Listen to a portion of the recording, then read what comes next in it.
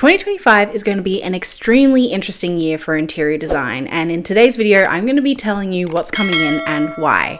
If you're new to the channel, my name is Tash. I love talking all things interior design and making sure it's accessible to anyone. Let's start with the color of the year. I'm going to do a completely separate video on this because it is such a big topic, but I do want to discuss some of the main colors that are going to be coming in. And personally, in my opinion, the big color this coming year is going to be a deep wine red.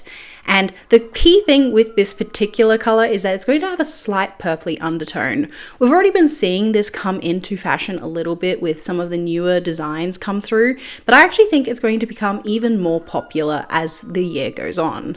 I am so sorry about that rooster. The main thing that we're going to see change this color season is tonality. Now, what am I talking about? When you have a color, like let's say the color green, if you add white, gray, or black to it, it's going to change the tone of it. So with white, you get a more pastel green, which is what we saw in 2021 and 2022. A lot of the colors that year were all very pastel, muted colors. So that was kind of a mix between that white and that gray.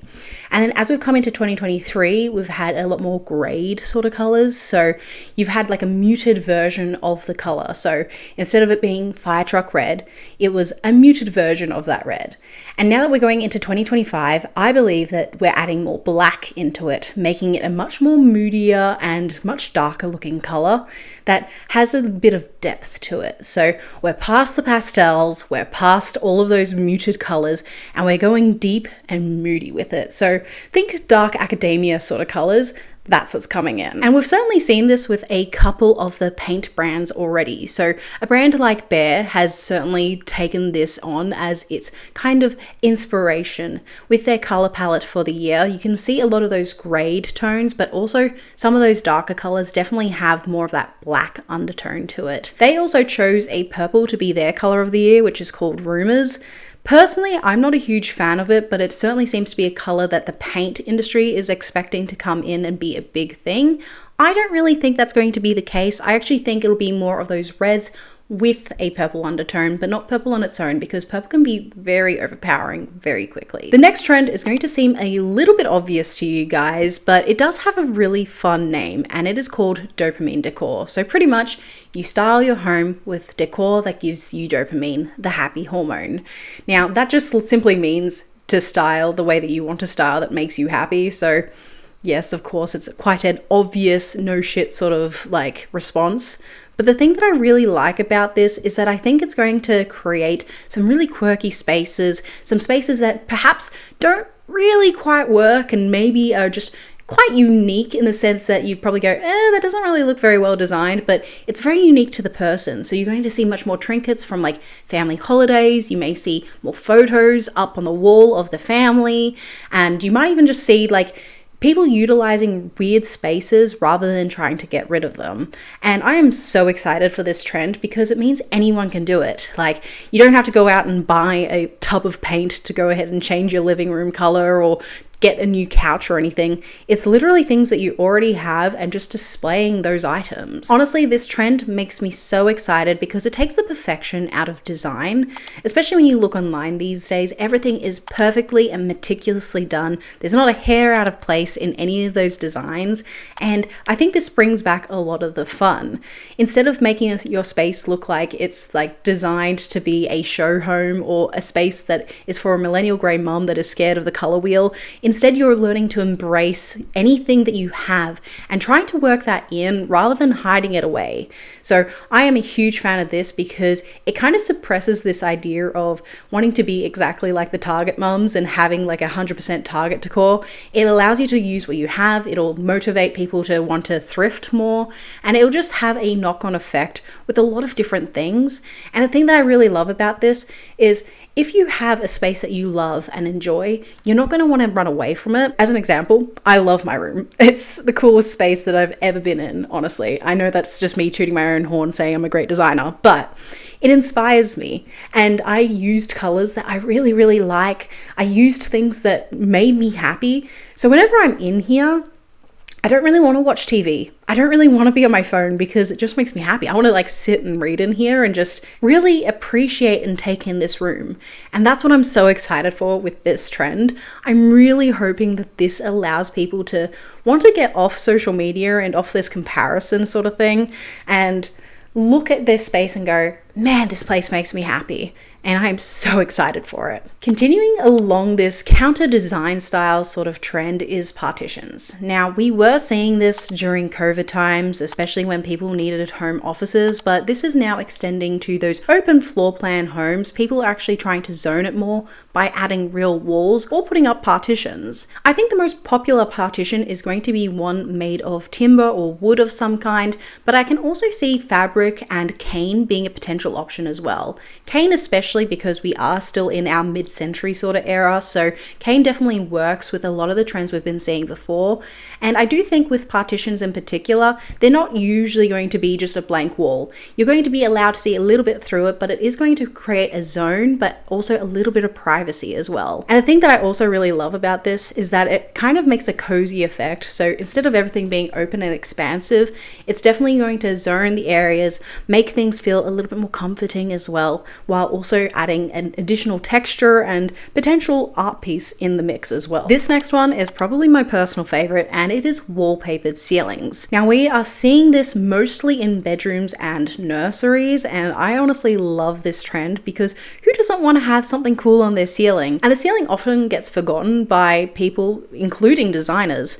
So I really love this trend because it's reminding people, hey, there's a fifth wall up there that you can utilize. And the types of wallpapers that we are seeing are more floral or naturescape sort of looks. We are seeing wallpapers more frequently these days as well, with more of a mural sort of look. So I think these are going to be so unique and so fun because you get to look up and see something really cool as you fall asleep at night, which in my opinion just sounds great.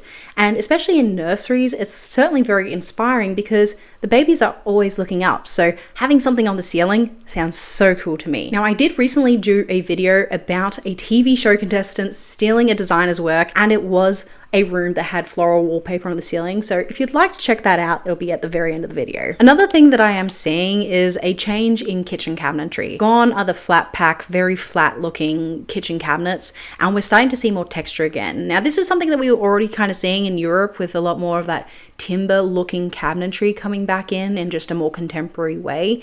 But I feel like it was taking its time getting to more of the American and Australian market, but we're seeing it a lot more now. And the key thing here is that it's not completely going. It's not completely going at all, but it's just being paired with other things. So whether that be, yes, more of a timber sort of cabinetry or potentially even metal as well. I do feel like the timber is going to be something that we see more of because it adds a level of warmth into a space that's just not quite in there in current contemporary and modern spaces. So I'm pretty excited for this. I'm hoping there'll be some more variety in colors as well. Because of the colors that we're seeing, I am expecting to see a bit more of a moodier and contemporary look in kitchens. And I'm also hoping to see some variety in terms of the smaller details. So I'm hoping to see maybe some really interesting cabinet handles or maybe a really interesting faucet. I'm not sure as to whether or not that's going to be a key thing, but that is certainly what I'm hoping for as a continuation with this change in kitchen cabinetry. So I think you'll probably see this trend again of like the bottom cabinets will be that flat pack color that we've been seeing quite a lot of, and then potentially you'll be seeing up above, you'll see the timber, or it'll be a mix of the two or some unique sort of thing. Now, I did talk about a very timber heavy looking space with Chip and Joanna Gaines' recent renovation, and that space was beautiful. And I reckon a lot of spaces are going to kind of mimic that sort of look, but probably not to the same extremity. So you'll still see that flat pack thing. So if you've got that, don't stress, it's okay. It's not going to go completely out of fashion and look really dated, but I do think that there's just going to be more timber elements that are going to be heavily pushed into the space, whether that be maybe through the kitchen cabinets or in other areas as well. So, you know, timber slats on the island bench, or maybe you add more chopping boards onto your bench. Something along those lines is just incorporating more of those levels of warmth. And especially with how we're looking at our colors this year, we're seeing a moodier sort of look. So those whites and stuff, yeah, okay, they're going to still be there, but it's going to be a bit more muted and more grayed, and there's going to be a level of almost dirtiness to it, whereas previously it had been feeling a little bit cleaner and fresher. And finally, we have a two-parter.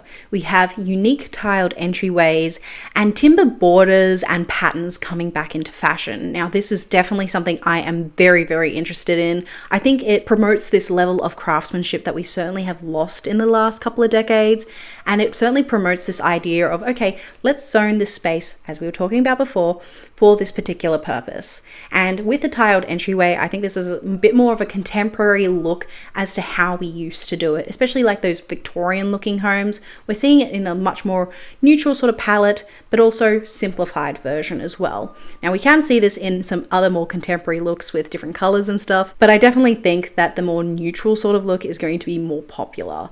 And I really love this because it does zone the space really well. It's great obviously for taking off your muddy shoes if you live in a climate that has terrible weather. And I think it also allows for the space to be separate from the rest of the house. It kind of reminds me of how, you know, Japanese homes have their little entryway and then you step out into the house. I think it'll promote that sort of living again. Now the timber version is a little different, and I actually think that this was kind of brought on in a trend because people are starting to try and bring their old homes back into their previous glory. And so they're pulling up the carpet and seeing these beautiful timber floors and these really unique patterns.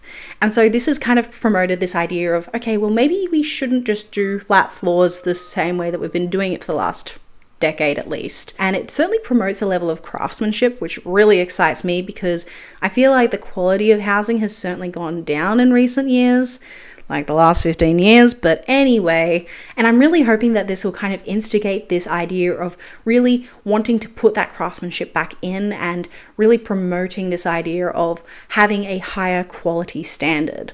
So this is something that I'm certainly very excited for, and I think it kind of ties in with a lot of the rest of the things I've spoken about today. I think this and the entire upcoming year of 2025's design trends are definitely going to be along these sorts of lines of good craftsmanship, the small things, and actually just doing things that make you happy rather than thinking of the housing market. It's a bit more achievable for people, especially with the dopamine decor. I'm sure you're probably doing it already. It is such an easy trend to get on with, and I'm not much of a trend person, but that is something that I certainly promote on this channel. So if you would like to see some of my other videos, make sure you go ahead and check out my channel.